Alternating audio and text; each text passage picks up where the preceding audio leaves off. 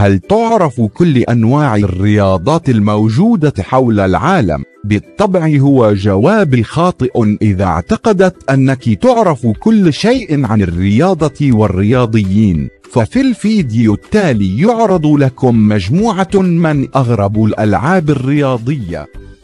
لعبة قصبة الركل.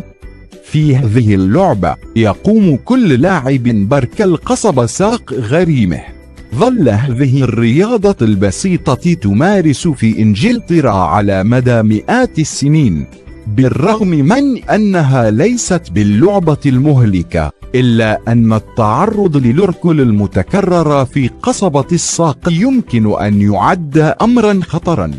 في هذه التزلج على الصخور، رغم أن شهر ديسمبر يعد في النمسا الموسم الرسمي للتزحلق على الجليد بكل عام بسبب تساقط الثلوج، فإنها لم تشهد حتى الآن تساقط أي ثلوج، مما جعل أهالي النمسا يبدأون في إقامة مسابقات للتزحلق.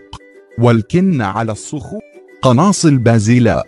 قناصل بازيلاء هي لعبة الرماية تستخدم فيها حبوب البازيلاء بدلا من الأسهم رماية القوس. الوجبات السريعة. الوجبات السريعة لا تحتاج فتلك اللعبة أكثر من معدة كبيرة وحب جامح للوجبات الجاهزة لتمكن من تناول أكبر قدر من الشطائر فأقل وقت. الكي تحت الماء.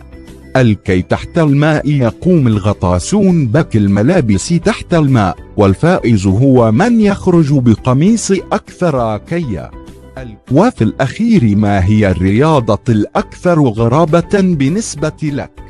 شاركنا برأيك.